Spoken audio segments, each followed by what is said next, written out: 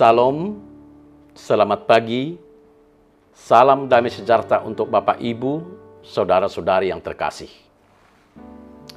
Marilah kita menerima sapaan firman Tuhan melalui renungan harian HKBP Resort Sutoyo hari ini, Selasa 14 Februari 2023. Kita berdoa.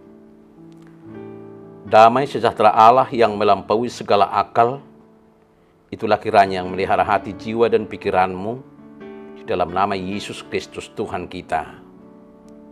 Amin. Firman Tuhan yang mau menyapa kita melalui renungan harian ini terambil dari kitab Kolose pasal 3 ayatnya yang ke-13.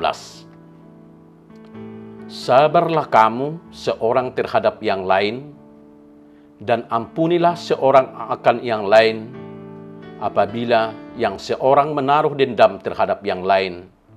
Sama seperti Tuhan telah mengampuni kamu, kamu perbuat jugalah demikian. Dalam bahasa Batak Toba, masih pauneunean jala masih saadu sama hamu, jupa marpakurangi nasada dopak donganna, songo panesa ni Kristus di hamu, songo nima nak kamu. Bapak Ibu, saudara-saudari yang terkasih di dalam nama Tuhan Yesus, kita sering merasa sangat sulit dan sangat berat kalau harus memaafkan, harus mengampuni sesama kita yang bersalah dan menyakiti hati kita. Apalagi kalau yang berbuat salah dan menyakiti itu adalah teman dekat kita, anggota keluarga kita, rekan kerja kita, sahabat baik kita, ataupun siapa saja. Kita pun mengatakan, kesabaranku ada batasnya. Karena itu, memberi ampun dan memaafkan juga ada batasnya. Kita lebih mudah memaafkan diri sendiri ketimbang harus memaafkan orang lain. Kita malah mengatakan, tiada maaf bagimu. Pintu maaf sudah tertutup rapat.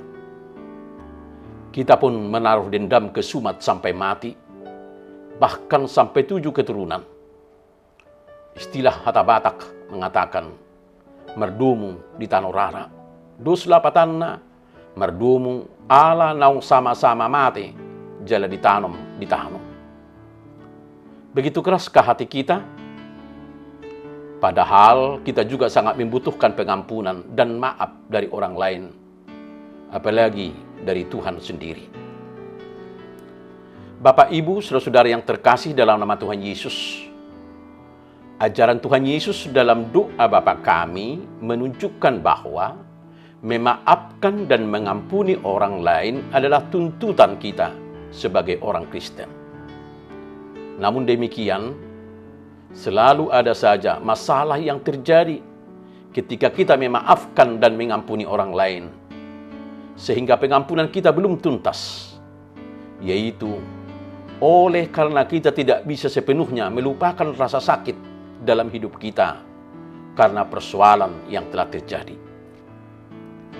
Demikian juga dalam Kolose 3 ayat 13 nats hari ini yang mengatakan, sabarlah kamu seorang terhadap yang lain, dan ampunilah seorang akan yang lain, apabila yang seorang menaruh dendam terhadap yang lain.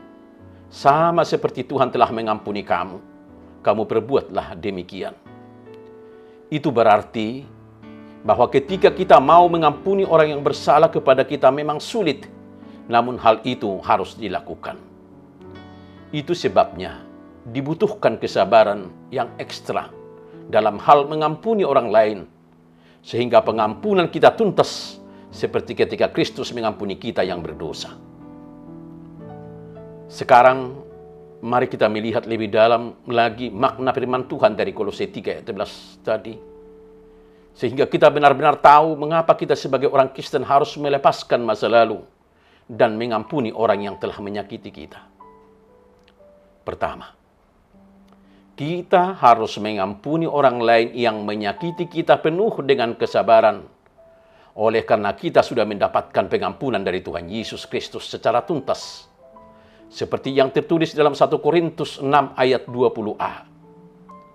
Sebab kamu telah dibeli dan harganya telah lunas dibayar. Kedua, Kita harus memaafkan dan mengampuni orang yang menyakiti kita secara tuntas, supaya kita tidak dikendalikan oleh keinginan daging. Dan keinginan daging yang sering menguasai diri kita yang berkaitan dengan hal pengampunan adalah kebencian. Sehingga hal demikian itu akan menimbulkan kita lekas marah. Padahal di dalam Pengkhotbah 7 ayat 9 dikatakan, janganlah lekas-lekas marah dalam hati, karena amarah menetap dalam dada orang bodoh. Jadi sebagai orang Kristen, hendaklah kita jangan dikuasai masa lalu dan jangan pula membiarkan kebencian menguasai kita. Karena kebencian itu hanya akan membuat hidup dan batin kita sengsara. Ketiga, kita harus rela memaafkan dan mengampuni orang lain yang menyakiti kita.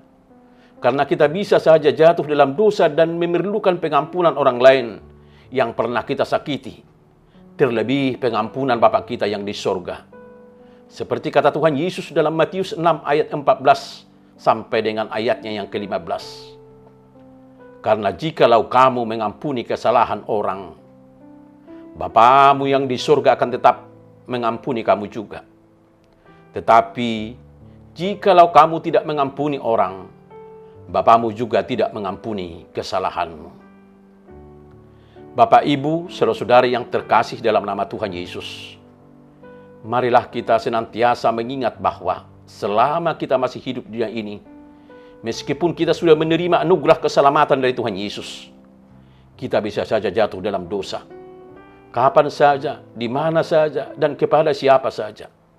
Artinya, dalam hal tertentu bisa saja tanpa sadar kita menyadari menyakiti orang lain. Dan jika kita menyakiti orang lain, maka kita juga memerlukan pengampunan dari siapa saja yang telah kita sakiti. Itu sebabnya kita harus menjadi pribadi-pribadi yang rela mengampuni secara tuntas kepada orang lain, supaya kita juga memperoleh pengampunan dari Bapa di surga. Bapak, Ibu, saudara-saudari yang terkasih dalam nama Tuhan Yesus, pada hari ini, yaitu tanggal 14 Februari, diperingati sebagai Hari Valentin. Apakah itu Valentin menurut Kristen? Sebenarnya, Valentin bukanlah hari keagamaan atau hari khusus bagi umat Kristen. Dalam Kristen, Valentin bisa dimaknai tentang kasih sayang Allah kepada umat manusia. Jadi, agama Kristen tidak melarang perayaan atau hari Valentin. Justru hari Valentin bisa dirayakan dengan dua bersama untuk mengungkapkan kasih sayang kepada keluarga, teman, atau kerabat, sekaligus berterima kasih kepada Allah atas kasih-Nya. Selain itu, kamu juga bisa menjalin kasih sayang dengan sesama manusia dan alam sekitar. Bagi agama Kristen, hari kasih sayang juga bisa untuk membalas kasih-Nya dengan menerapkan hukum kasih yang ada dalam Alkitab. Sebab mengasihi sesama merupakan ucapan syukur karena keselamatan yang telah Allah berikan. Dalam 1 Yohanes 7 ayat 11 juga berbunyi, marilah kita saling mengasihi, sebab kasih itu berasal dari Allah. Dan setiap orang yang mengasihi, lahir dari Allah dan mengenal Allah. Barang siapa tidak mengasihi, ia tidak mengenal Allah, sebab Allah adalah kasih. Tidak ada larangan bagi saya, bagi kamu, bagi kita yang ingin merayakan dan hari Valentin bisa untuk melakukan kebaikan, bukan sebaliknya. Jadi, teruslah tebarkan kasih kepada sesama. Amin. Kita berdoa. Bapa surgawi, Bapa yang baik, dan Bapa yang penuh sabar dan belas kasih. Terima kasih atas kesabaran dan pengampunan yang Tuhan beri ke dalam kehidupan kami. Tuhan Yesus, terima kasih atas pengampunan-Mu kepada kami. Beri kami kemampuan untuk mengampuni orang-orang yang telah menyakiti hati kami. Beri kami hati yang mengasihi. Cabut semua kemarahan, kekecewaan, dan akar kepahitan dalam hati kami. Roh Kudus, biarlah hanya kasih-Mu yang mengisi dan memenuhi hati kami, agar kami dapat membuahkan buah-buah roh, yaitu hidup di dalam mengasihi, penuh dengan kasih sayang.